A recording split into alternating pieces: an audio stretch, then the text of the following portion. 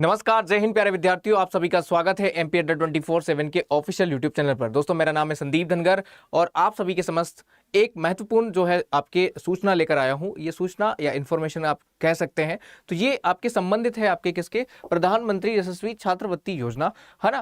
क्या है छात्रवृत्ति योजना, क्यों स्टार्ट की गई है, साथ ही साथ में इसका उद्देश्य क्या है और कौन कौन एलिजिबल है, कौन कौन फॉर्म भर सकता है, क्या फॉर्म भरने की डेट होगी, तो इस सारी जानकारी को हम विस्तार से समझेंगे इस फेज पर। यहाँ पर अगर हम कहें तो 75 से 1,25,000 तक की स्कॉलरशिप मिल रही है। अब कौन कौन से विद्यार्थी हैं जिनको ये स्कॉलरशिप मिलेगी, तो वही सब जानना है और इसी सब को जानने के लिए जुड़े रहिए हमारे साथ एमपी अड्डा 24/7 के साथ। अभी तक जो नया विद्यार्थी है जल्दी से चैनल को सब्सक्राइब करेगा ताकि इसके बाद के जो भी नोटिफिकेशन है उसको बढ़िया पर्याप्त रूप में मिले और इन्फॉर्मेशन वो आपके प्राप्त करें। हाँ जी, और साथ ही साथ अभी तक जिसने शेयर नहीं किया तो एक बार शेयर और लाइक का बटन जरूर दबा दें।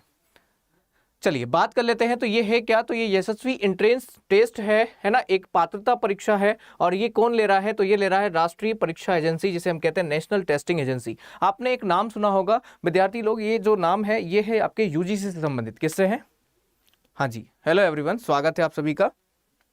ये जो नाम है ये संबंधित है किससे, यूजीसी से संबंधित है। यूनिवर्सिटी ग्रांट कमीशन इसको कहा जाता है। तो यूनिवर्सिटी ग्रांट कमीशन के अंतर्गत ये एजेंसी आती है जिसका नाम है नेशनल टेस्टिंग एजेंसी, जो कि पात्रता परीक्षाएं और विभिन्न परीक्षाओं का जो है ये क्या करती है, आपका एंट्रेंस एग्जाम लेती है। ठीक है, यहाँ पर वाइब्रेंट इंडिया हेतु PM young achievers scholarship award योजना ओबीसी और अन्य कैटेगरी के लिए जो है आपकी प्रवेश परीक्षा आपके ली गई है। सामान्यतः जय श्री कृष्णा, जय श्री कृष्णा, स्वागत है दोस्तों आप सभी का। सामान्यतः जो ये योजना है ये संबंधित है आपके विद्यार्थी, यहाँ पे देख सकते हैं कि जो यंग अचीवर्स हैं, जो भारत का भविष्य बनने वाले हैं, जो भारत का फ्यूचर है, उन्हीं के लिए जो है स्कॉलरशिप प्रोग्राम चलाया गया है, जो कि आपका किस डिपार्टमेंट के अंतर्गत आता है, department of social justice and empowerment या ministry of social justice and empowerment के अंतर्गत आता है। ठीक है, तो सामाजिक न्याय और अधिकारिता मंत्रालय के अंतर्गत ये आपके क्या है, स्कॉलरशिप प्रोग्राम रखा गया है। अब क्या क्या इसके मोटिव है तो जल्दी से देखते हैं। तो देखो, इस योजना जो है नेशनल टेस्टिंग एजेंसी के द्वारा ली गई है। इसकी परिकल्पना क्या है, इसके जो है फ्यूचर्स क्या है इसका, तो जो है उत्कृष्टतम संस्थानों में दाखिल होने वाले योग्य अभ्यर्थी भारत को जिसका जनसांख्यिकी लाभांश देंगे। इसका मतलब यहाँ पर इस तरह से है। हाँ जी,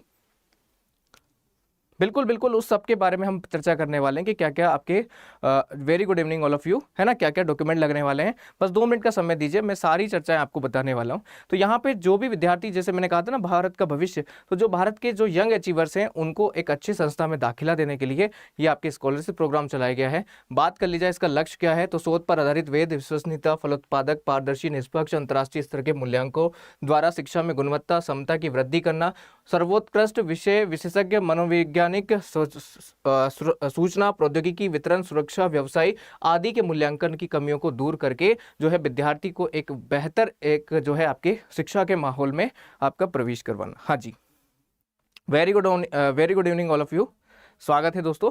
चलिए, इसके बाद जो है ये लक्ष्य और जो परिकल्पना है ये अगर आप नहीं भी पढ़ोगे तो चलेगा, है ना, ये सामान्यतः आपके एनटीसी के उस पर लिखी है। अब सबसे बड़ी बात आती है कि परीक्षा में बैठने की आवश्यकता या पात्रता क्या है, कौन विद्यार्थी इसमें बैठ सकता है, कौन विद्यार्थी इस परीक्षा को दे सकता है।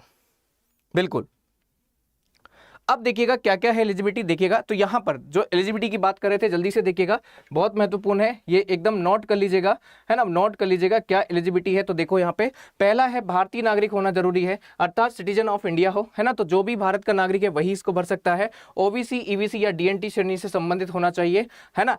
तीसरी जो सबसे बड़ी योग्यता है वो निर्धारित टॉप क्लास स्कूल्स में अध्ययनरत होना चाहिए। ऐसे विद्यालय या आपके स्कूल्स होना चाहिए जो आपके, है ना, एनटीए की जो है लिस्ट के अंदर आते हो। अब एनटीए की लिस्ट के अंतर्गत आते हो तो उसको कैसे पता चलेगा, तो ये जो इसके नीचे ही एक वेबसाइट दी गई है, इसको आप टैप करोगे तो वहां पे लिस्ट ऑफ स्कूल्स आ जाएगी, वहां पर जो है टॉप क्लासेस स्कूल में पढ़ने वाले विद्यार्थी इसमें शायद एलिजिबल होंगे। ठीक है, अगला है 2022-23 में कक्षा 8वीं या कक्षा 10वीं यथा संदर्भित उत्तीर्ण होना चाहिए। चूंकि ये स्कॉलरशिप जो है, ये जो स्कॉलरशिप है वो 9th और जो है आपके जो है 11th के जो बच्चे हैं उनके लिए ली गई है। तो यहाँ पर जो आपके पात्रता जो चाहिए वो चाहिए 8वीं या 10वीं के समकक्ष या यथा संदर्भित उत्तीर्ण वाला विद्यार्थी अगर होगा तो उसको यहाँ पे इस योजना का लाभ मिलेगा। बात कर ले माता पिता या अभिभावक की सभी स्रोतों में आय जो होनी चाहिए वो 2.5 लाख रुपए प्रति वर्ष से अधिक नहीं होना चाहिए। कितनी?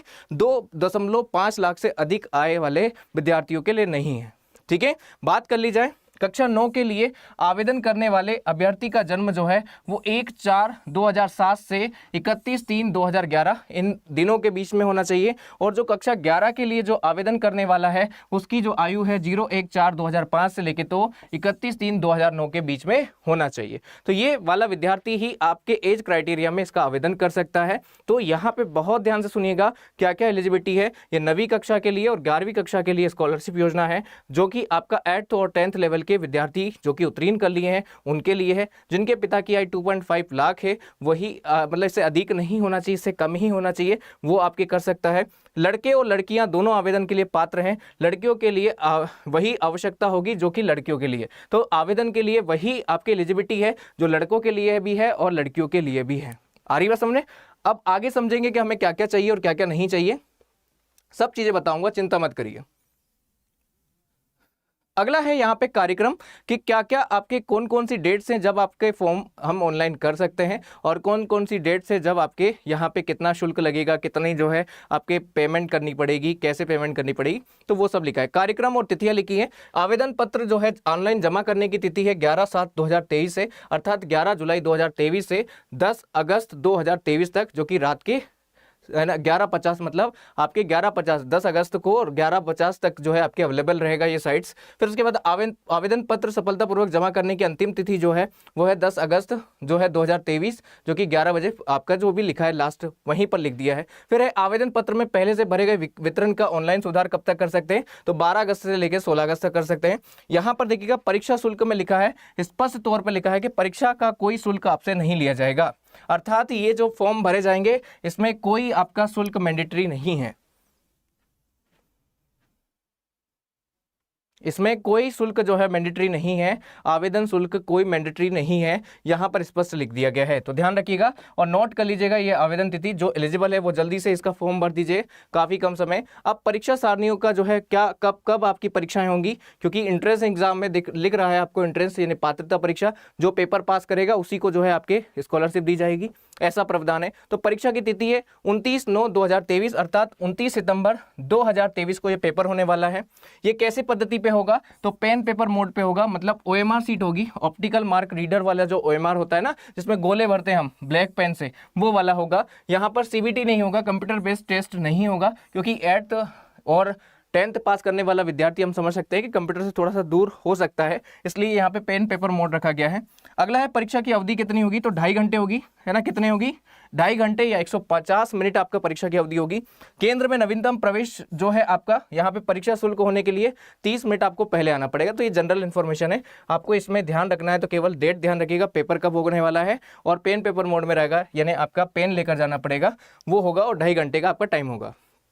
सबसे बड़ी बात है परीक्षा की योजना में क्या क्या होगा, यहाँ पे क्या क्या आपसे पूछा जाएगा। तो देखो परीक्षा वस्तुनिष्ठ प्रकार की होगी जिसमें बहुविकल्पी प्रश्न होंगे, तो यहाँ पर थ्योरी आपके बिल्कुल भी नहीं होगी, वस्तुनिष्ठ प्रकार की होगी, मतलब एक क्वेश्चन होगा जिसके 4 ऑप्शन होंगे। अब आपको 4 ऑप्शन में से सही जो है वो आपको क्लिक करना है, ठीक है। यहाँ नीचे भी लिखा है, क्या लिखा है, 4 विकल्पों के साथ बहुविकल्प होंगे आपके, केवल एक सही उत्तर आपको लगाना है, कोई नकारात्मक नहीं, तो नेगेटिव मार्किंग भी कोई नहीं है, क्या नहीं है, नेगेटिव मार्किंग भी बिल्कुल आपके यहाँ पे नहीं दी गई है, और 2.5 घंटे का आपका टाइमिंग। देखते हैं पेपर में क्या क्या पूछा जाएगा। तो देखो पेपर में पूछा जाएगा गणित। अब ये लेवल क्या होगा, ये लेवल भी मैं बताऊंगा, लेवल का भी लिखा है, चिंता मत करिए। यहाँ पे गणित पूछा जाएगा, 30 जो है आपके प्रश्नों की संख्या होगी और प्रत्येक सही का एक आंसर होगा, मतलब कुल अंक आपके 30 हो जाएंगे। विज्ञान के 25 क्वेश्चन पूछे जाएंगे, कितने 25 क्वेश्चन, जो कि 1 अंक का होगा, यानी 25 नंबर के हो जाएंगे। फिर है आपके सामाजिक विज्ञान के भी 25 क्वेश्चन पूछे जाएंगे, अर्थात 1 नंबर का होगा। और फिर उसके बाद सामान्य ज्ञान का, मतलब आपके जो आपके रीजनिंग वाली जो बातें होती है थोड़ी बहुत, है ना, रीजनिंग एबिलिटी, शायद इसमें आपके नॉन वर्बल और वर्बल रीजनिंग आ सकती है आपके, जो कि 1 नंबर का होगा, यानी 20 नंबर होंगे। टोटल जो है आपके 100 नंबर का पेपर हो जाएगा और 100 ही उसके अंक हो जाएंगे, ठीक है। बिल्कुल यही तो बताने वाले हैं कि क्या आएगा पेपर में, अभी चिंता मत करिए, लेवल का भी बताने वाले हैं कि लेवल क्या रहेगा, ठीक है। चलिए बढ़ते हैं आगे की ओर। यहाँ पे देखिएगा, अब अगर मैं बात कर लूँ तो यहाँ पे हर अंक मतलब आपके न्यूनतम अंक कितना होना चाहिए, मतलब आपके पासिंग मार्क्स कितने होना चाहिए। तो सबको पता है कि पासिंग मार्क्स होने के लिए कितना जरूरी है, तो यहाँ पे 35% जो है हर अंक लिखा है, मतलब आपके पासिंग मार्क्स जो है वो कितने लिखे हैं आपके, तो वो लिखे हैं आपके 35% आपके अंक होना चाहिए, मतलब 35 नंबर आपके आना चाहिए, जो कि सामान्यतः 33% हमारे मध्य प्रदेश में या किसी भी स्टेट में आपके होते हैं। ठीक है, अगला है प्रश्न पत्र का माध्यम क्या होगा, तो हिंदी और अंग्रेजी दोनों में होंगे, है ना। किसी भी प्रश्न पत्र में आप जो भी भाषा चुनना चाहते हैं उस भाषा को चुन सकते हैं। अब परीक्षा का पाठ्यक्रम क्या होगा, very very most important, syllabus क्या होगा। आपने देखा कि गणित पूछा जाएगा, सामाजिक विज्ञान पूछा जाएगा, विज्ञान पूछा जाएगा और सामान्य अभिरुचि से क्वेश्चन आएंगे। तो यहाँ पर जो पाठ्यक्रम होगा, तो सुनिएगा, तो 9वीं में जो प्रवेश करने वाला विद्यार्थी है ना, जो कि 8वीं का एनसीईआरटी पाठ्यक्रम उसको पढ़ना पड़ेगा। तो जो 9वीं के लिए जो एग्जाम दे रहा है 9th के लिए, उसको 8वीं क्लास का, कौन सी क्लास का, 8वीं क्लास की एनसीईआरटी, है ना, क्या पढ़ना है उसको, एनसीईआरटी बुक को पढ़ना है और वहीं से उसके ऑब्जेक्टिव आएंगे। और जो विद्यार्थी 11वीं में प्रवेश लेना चाहता है, जो कि 10वीं की एनसीईआरटी पढ़ के आएगा, तो 11वीं में जो प्रवेश करने वाला विद्यार्थी है वो कौन सी आपके, तो 10वीं जो है 10वीं की एनसीईआरटी पढ़ के आएगा। तो ठीक है, समझ में आ गया आपको परीक्षा का लेवल क्या है। तो जो विद्यार्थी आपके 8वीं पास कर चुका है, जो 9वीं में एंट्रेंस लेना चाहता है, उसको जो है यहाँ पर जो है 8वीं क्लास की एनसीईआरटी फिर से पढ़ना पड़ेगी, मतलब उसी में से ऑब्जेक्टिव आपके आएंगे। ठीक है, फिर उसके बाद जो 11वीं में एडमिशन लेना चाहता है उसको 10वीं क्लास की एनसीईआरटी फिर से पढ़ना पड़ेगी। क्लियर है, समझ में आ गया, आपके लेवल आ गया समझ में। और वही आपके 4 चरण होंगे सभी में, मतलब 4 आपके डिवाइड होगा, जो कि मैंने लास्ट टाइम आपको बताया था, है ना। 4 जो है आपके यहाँ पर मैंने बताया था अभी थोड़ी देर पहले ही, कि आपके गणित होगा, विज्ञान होगा, सामाजिक विज्ञान होगा, सामान्य अभिज्ञानता या आपके ज्ञान से संबंधित होगा, जिसमें जनरल रीजनिंग पूछी जाएगी, बहुत कॉमन, थोड़ा सा मैथ और थोड़ी सी रीजनिंग वाले क्वेश्चन। ठीक है, आ रही बात समझ में, और सारे ऑब्जेक्टिव होंगे। और बहुत बढ़िया योजना मुझे तो लगी है ये आपके यशस्वी योजना। तो जो भी विद्यार्थी या जो भी आपके देख रहे हैं, इनके भी घर में अगर कोई बच्चा विद्यार्थी जो 8वीं कक्षा पास किया है, तो उसको जरूर इसमें फॉर्म भरवाइएगा, क्योंकि ना तो फीस लग रही है, ना ही आपके कोई ज़्यादा आपके कोई बड़ी एग्जाम है, बहुत सामान्य से क्वेश्चन पूछे जाने वाले हैं, है ना। आप समझ सकते हैं 8th और 10th की एनसीईआरटी पढ़ना है तो ज़्यादा टफ नहीं है। अब देखो यहाँ पे बात कर लेते हैं छात्रवृत्ति कितनी मिलने वाली है। तो जो 9वीं में आने वाला विद्यार्थी होगा उसको 75,000 रुपये मिलेगी, और ये 2 वर्ष तक मिलेगी। कितने वर्ष तक मिलेगी, प्रति 2 वर्ष तक मिलेगी, ध्यान रखिएगा, प्रति 2 वर्षों तक मिलेगी ये छात्रवृत्ति। फिर उसके बाद जो विद्यार्थी आपके 11th में आने वाला है, उसके लिए जो पास हो जाएगा ना, उसके लिए तो उसको मिलेगी कितनी आपके, ये भी प्रति 2 वर्ष, जो कि कितनी होगी, कितनी होगी, वो होगी 1,25,000 रुपये। कितनी होगी, 1,25,000 रुपये होगी। कितनी होगी, 1,25,000। डॉक्यूमेंट मैंने बता तो दिए हैं, डॉक्यूमेंट में कोई ज़्यादा डॉक्यूमेंट नहीं मांग रहा है, सीधा सिंपल आपके मांग रहा है, जो कि मैंने थोड़ी देर पहले ही आपको बताया। ठीक है भैया, बिल्कुल बिल्कुल, सीबीएसई वाला स्टूडेंट, कोई भी स्टूडेंट कर सकता है ना। ज़्यादा कोई बड़ा इसमें ज़्यादा कोई डॉक्यूमेंट का रोल नहीं है, बस आपके एलिजिबिलिटी क्राइटेरिया आपका होना चाहिए, तो आप इसको एनरोल कर सकते हैं। इसको बिल्कुल आप जो है आप यहाँ पे फॉर्म डाल सकते हैं। तो देखो, ये इन्फॉर्मेशन थी आपके प्रधानमंत्री जो है आपकी यशस्वी स्कॉलरशिप या छात्रवृत्ति योजना के संदर्भ में। अगर इसमें और भी अगर आपको लगता है कि कोई और डाउट अगर आपको लग रहा है, आपको और कोई समस्या अगर लग रही है, आपको और कोई आवश्यकता लग रही है, तो MP@24/7 की कमेंट बॉक्स में आप कमेंट कर सकते हैं। साथ ही साथ अभी तक जिसने इस चैनल को सब्सक्राइब नहीं किया है, तो जल्दी से सब्सक्राइब का बटन भी दबा दीजिए, और वीडियो को जितना ज़्यादा हो सकता है उतना शेयर करिए, क्योंकि काफ़ी ज़बरदस्त योजना है जो कि NTA के द्वारा लाई गई है ना, आपके सामाजिक न्याय और अधिकारिता मंत्रालय के द्वारा लाई गई है, ताकि आपके जो है विद्यार्थियों का जो है कल्याण किया जा सके, और विद्यार्थियों को एक ऐसे माहौल में बदला जाए जिससे कि वो आपके देश के विकास में, आपके विकास धाराओं में कार्य करने के लिए तत्पर रहे। ठीक है, चलिए तो आज की इन्फॉर्मेशन इतना ही रहेगी। अगर कोई भी इन्फॉर्मेशन अगर आपको और भी चाहिए इसके पर्सपेक्टिव में, तो नीचे कमेंट बॉक्स में आप कमेंट कर सकते हैं, उसके रिगार्डिंग मैं वीडियो लेकर आ जाऊंगा, आपकी सारी समस्याओं को सोल्व कर दूंगा। ठीक है, चलिए तो आज के लिए हम इतना ही रखते हैं दोस्तों। जय हिंद, जय भारत।